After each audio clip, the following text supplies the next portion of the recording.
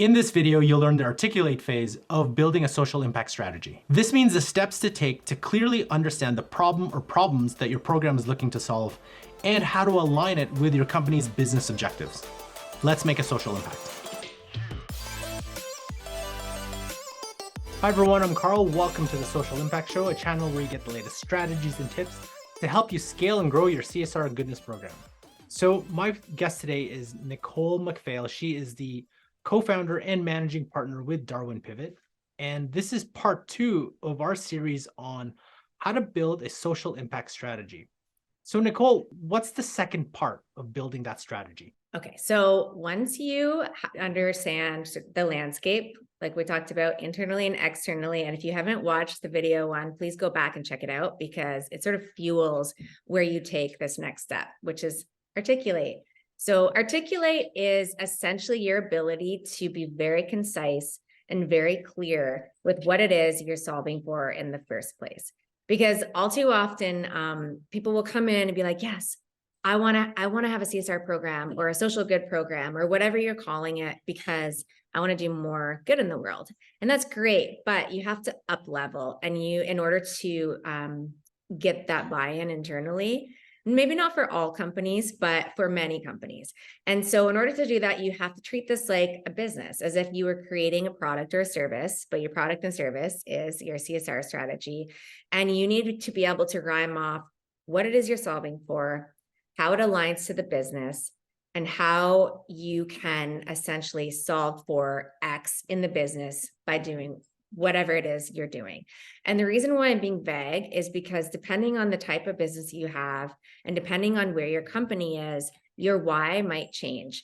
It could be, we talk a lot about the need for retaining and engaging and attracting and developing talent, because that's the landscape of talent right now. We're in a lot of turnover. I hate using the great resignation because it's overused, but it's true. It's still going on. And so that's one example of how you can align your why. Another example could be around your consumer brand, in which case that why would be around the relationship that you're building with consumers through the good work that you're doing. Or it might be predominantly around sustainability, or, that could fall under an environmental team or finance, and it's more around like ESG compliance or regulations and things like that. So once you get that research done, you can know what your why will be, so you can craft an overarching what am I solving for statement that you can begin to socialize internally in a more concrete and specific way. So once you know that, then you also need to know how you're going to measure the success of what it is that you're doing. And so I'll stop there. That's the starting point for articulate.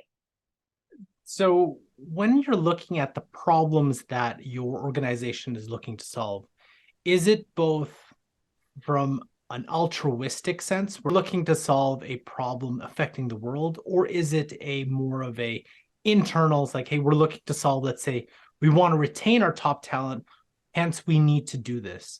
So is there like both an internal and external type of, I guess, problems that we're solving, and not just from the business sense, but also from like the good that you're trying to do, I guess? Yeah, I like that question a lot. And I think that it depends on your company. So there are some companies that are starting with, we want to have a meaningful, positive, or pro-social impact in the world.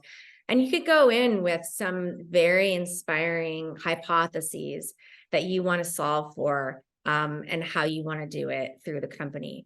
But I would say for the majority of people out there in companies, aspiring CSR folks, I would say that we're still kind of at a point where you need to solve for the business first. And once you can say, you know what, our talent is expecting us to be doing these things, we're not, we probably should really focus and prioritize on this.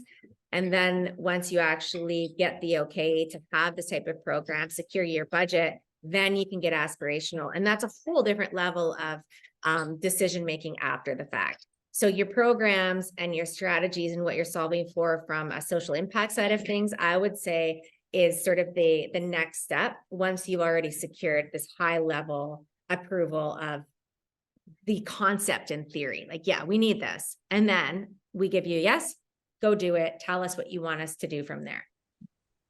How has the impact of ESG or diversity, equity, inclusion, how have those two, which is really a big driving force in the social impact space, how have those two things impacted the problem solving element of building that strategy?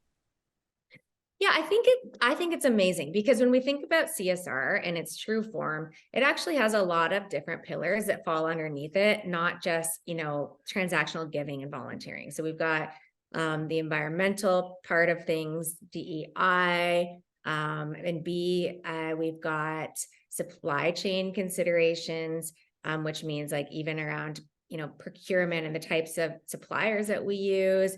They got the talent, so how you are hiring and engaging your people around this. And then there's the just sort of philanthropic side of things, which is more around bigger and larger strategic partnerships and sustained relationships and how you are elevating your brand that way. So to your point, I think in the past we were operating in more of a siloed and insular way underneath all of these. And some companies had one or two pillars, some companies had all of them, but they weren't working together cohesively. And I think now that ESG has really come into the mix when they're looking, stakeholders and companies are looking at how organizations are investing or companies are investing back in a more holistic way. This means that the CSR teams that are actually supporting these initiatives have to be more holistic and integrated as well. It also means that skills need to be up leveled. So historically, it could be a program manager running a giving and volunteering program, but now we're talking about data analysts and we're talking about experts that understand DEIB concerns and things like that, which need to be not only embedded in every aspect of CSR and pretty much everything a company does, but you need to have that specific skill set to know how to do it. Remember, if you're getting value from this video, we'd really appreciate you hitting that like button. And the question for you to think about today is, what are some of the problems that you're looking to solve with your social impact strategy? And how did you get to understanding those problems? Let us know in the comment section below. Let's give our audience a first couple of steps on how to articulate or understand or write down those problems that this social impact strategy is going to be looking to solve. Sure. So again, make sure you have done your research because that will filter some of your thinking around this step that we're going to talk about. So what I would say is get a team of people together that aren't just within your domain. Like I think a challenge network is really important to sort of diversify your thinking in general. And I would say, write on a whiteboard, what are we solving for? And then when you get to an answer, then ask yourself, why? And then when you write that down, ask yourself why again. And when you get back to the point where you can't pull any more layers back to that root cause of what it is that you're solving for, then I think you're probably in a good spot. So then once you have your why, then step back and from your research, think about, okay, who is our biggest stakeholder for this decision to be made? And what do they care about most? And if your priority, your why is not directly aligned to that stakeholder's why, that's a problem. And you need to go back to the drawing board and rethink it again. And so once you finally get there, then you can articulate it in a sense of like, this is what we're solving for. We are looking to attract and retain the world's best talent. Our program is going to support this by X and X.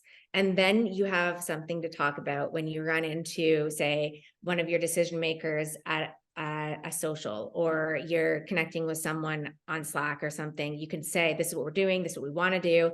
And you can talk about it more concretely and in a more sophisticated way, rather than something that's like, this is kind of this idea we have. I found that intentionality can really help take you from an idea to something that's easier to put into action. So Nicole, if any one of our audience wants to connect with you, what's the best place to reach you? You can find me at darwinpivot.com, and you can email me at nicole@darwinpivot.com, or find me on LinkedIn. Watch part 3 of how to build a social impact strategy by watching this video here. Thanks for watching, and we'll catch you in our next episode.